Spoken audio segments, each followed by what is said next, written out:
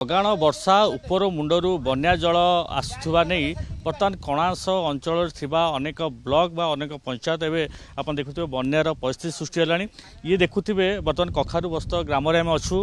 ବର୍ତ୍ତମାନ ମଧ୍ୟ ପୋଇ ଚାଷୀ ମାନେ କିପରି ସେମାନେ ପୋଇ ନେଇ ଆସୁଛନ୍ତି ପାଣିରୁ ଯାହା କୁହାଯାଉଛି ପ୍ରାୟ 5 ରୁ 4 ଫୁଟ ପାଣି ଏଠି ମଧ୍ୟ ସ୍ଥିତି ଗମ୍ଭୀର କଲାଣି ଏବଂ ଆଗକୁ ମଧ୍ୟ ମୁଣ୍ଡୁଳିରୁ ମଧ୍ୟ ପାଣି ଛଡ଼ାଯିବ ଏବଂ ନିହାତି ଭାବେ କେଉଁ ନା କେଉଁ କହିବା 5ଟି ପଞ୍ଚାୟତର ବର୍ତ୍ତମାନ ହଜାର ହଜାର ଚାଷୀ ଏବେ ବିପଦ ସଂକୁଳ ଅବସ୍ଥାରେ ତାଙ୍କ ଚାଷ ଜମି ମଧ୍ୟ ସମ୍ପୂର୍ଣ୍ଣ ନଷ୍ଟ ହୋଇସାରିଛି। ଇଏ ସ୍ଥିତି ଦେଖୁଥିବେ କେଉଁ ନା କେଉଁଠି ବୟାନ କରିଛି କାରଣ ପ୍ରତ୍ୟେକ ବର୍ଷ ଆମେ ଜାଣିଛୁ ଏହି ସମୟ ଆସିଲେ ଲଗାଣ ବର୍ଷା ବା ଲଘୁଚାପ ଜନିତ ବର୍ଷା ହେଲେ ବନ୍ୟା ପରିସ୍ଥିତି ସୃଷ୍ଟି ହୋଇଥାଏ କିନ୍ତୁ ୟା ଦ୍ୱାରା ଚାଷୀମାନେ ବେଶୀ ପ୍ରଭାବିତ ହୁଅନ୍ତି ଏବଂ ସେମାନଙ୍କୁ ନା ଉପଯୁକ୍ତ ତାଙ୍କୁ ଚାଷର ଯେଉଁ କ୍ଷତି ହୋଇଥାଏ ଏବଂ ତାଙ୍କୁ କିଛି ପାଉଣା ମିଳେ ନା ତାଙ୍କୁ କିଛି ସାହାଯ୍ୟ ମିଳେ। ଆଜ୍ଞା ଆମେ ଆଲୋଚନା କରିବା। ଆଜ୍ଞା ଆମେ ଦେଖୁଛୁ ବର୍ତ୍ତମାନ ମଧ୍ୟ ଯେଉଁଭଳି ଭାବେ ସମସ୍ୟା ସୃଷ୍ଟି ହୋଇଛି ବନ୍ୟା ଜଳ ମଧ୍ୟ ଆପଣ ବିଲରେ ମଧ୍ୟ ପଶିଛି ଏବଂ ଆମେ ଦେଖୁଛୁ ଆପଣ ପୋଇ ଭିତରୁ ନେଇ ଆସୁଛନ୍ତି। ଆଜ୍ଞା ପୋଇ କଲରା ପୋଟଳ ବାଇଗଣ ଭେଣ୍ଡି ଲଙ୍କା ଲକ୍ଷ ଲକ୍ଷ ଟଙ୍କାର ଫସଲ ସବୁ ମିଳିଥାନ୍ତା ଏ ସବୁ ବନ୍ୟାରେ ବୁଡ଼ିଗଲା। ये 2 दिन सब बुड़ी सब सत्यानाश होगा आम घर जापारूँ आउ तो अन्य जिन किसी तोलिकी आनी हो नहीं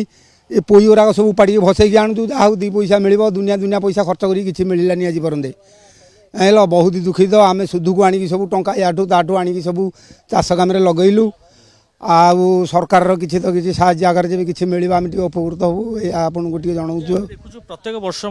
समस्या प्रत्येक वर्ष एमती हो प्रत्येक वर्ष बुड़ीकी सब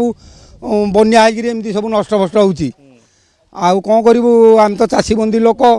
भल मंद हो से चलू एमती खेती खराब हो गला कौन करा प्रशासन पक्षर किसी सहायता ना प्रशासन पक्ष किसी सहयोग मिलियार नहीं आमको आज कौन मिलता आम उपकृत हूँ। मो ना ध्रुव किशोर प्रधान मु बहुत पैसा पत्र कर्जू आणिकी लगे 2 पैसा पाइलिनी फसल आज्ञा पोटल बाइगण कलरा भेंडी से फसल तो सब बुड़ीगला तोली है हाँ सब यहीपटे आज्ञा से जो गछ ये देखा से पटू मुझे अंधारू जाइरी बेके पाई साप बेंग सब उपर चढ़ी जाऊँगी आइले 2 पैसा हो बोले को सब घिनिकी आसिलु केमी चलिबे आज्ञा कौन आउ चलू से तो कुआड़े जीवु काम दाम कर चलू आ कौन करा आम तो चाषी बंदी लोक सब बुड़ीगला शुणुले जेहेतु परिस्थिति गंभीर होगा लगी अंपटे दया राजुआ और मकरा नदीर जलस्तर धीरे धीरे बढ़िबार लगी आपड़ देखुवे अनेक चाषी ये हाथ बांधि बस जेहेतु चाष जमी संपूर्ण भाव नष्ट हो सारी अनेक चाषी सहित आम आलोचना करवा बर्तमान वास्तविक स्थिति केमी देखुं कारण ये स्थिति आम सब वर्ष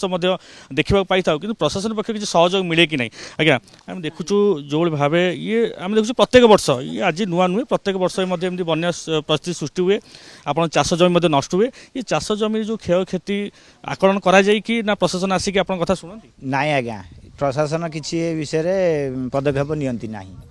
आमे सेमती चाष जमी पैसा लक्ष लक्ष टंका खटई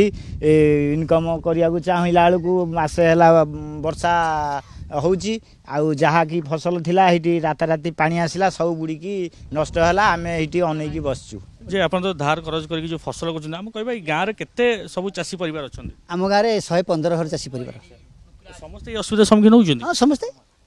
केते जन बाई चांस जड़े 2 जन किए चाकरी कर आम गाँव में चाषी चाकरिया कहीं ना केवल समस्ते चाषी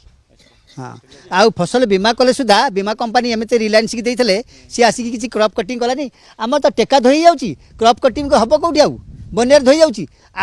पैसा मिलूनी सोसाइटी लोन कले लोन भी सुझी जाऊनी ये बहुत कथा धार उधार भी कराई किसी किसी कार्य नहीं विकल्प किसी करा जाउनी कारण प्रत्येक वर्ष जो ये घटना सामना आसूची किसी तो विकल्प चिंता करा जाउथबो से आम कौन विकल्प करें सरकार सीना विकल्प करेंगे एमती 24 वर्ष गलानी एमती आगुरी कांग्रेस पीरियड भी आई आज बीजेपी सरकार भी है डबल इंजिन सरकार जहाँ करेंगे स्थानीय विधायक आसी कौन सी जीवन में आस गाँव आसबे प्रशासन कहीं किसी ना आम गाँव को आसुना आमे सबुबले आमे निजे निजे आम प्रशासन आमे कलेक्टर आमे ये सब आम पाखक किए आसबेनि बर्तमान आज्ञा गोटे चलबार गोटे समस्या देखा चलिए केमी जिते आप धार करज करके फसल करते चाष जमी नष्ट हो चलिए केमी कर्ज काढ़िया करके चलू आज्ञा कौन करूँ आ जो मसे है पानी वर्षा हेले दिनक पानी बुड़ीला जो कर्ज काढ़िया धर 5,000 3,000 जहाँ इनकम कर वर्षे के बसिकी खाइबू आ कौन करूँ क्या कर्ज काढ़िया करके बसिकी खाइबू फेर कर्ज काढ़िया फेर सीजन फसल सीजन हेले फेर सुझीबू आ कौन करूँ ଆପଣ ଶୁଣୁଥିଲେ ଇଏ ହେଉଛି ଚାଷୀମାନଙ୍କର କଷ୍ଟ ଦୁଃଖ ଶୁଣୁଥିଲେ କାରଣ ଧାର କରଜ ନେଇ କରିଥିଲେ ଏବଂ ଫସଲ କରିଥିଲେ ଚାଷ ଜମି କରିଥିଲେ କିପରି ଭଲ ଫସଲ ହେବ ଭଲ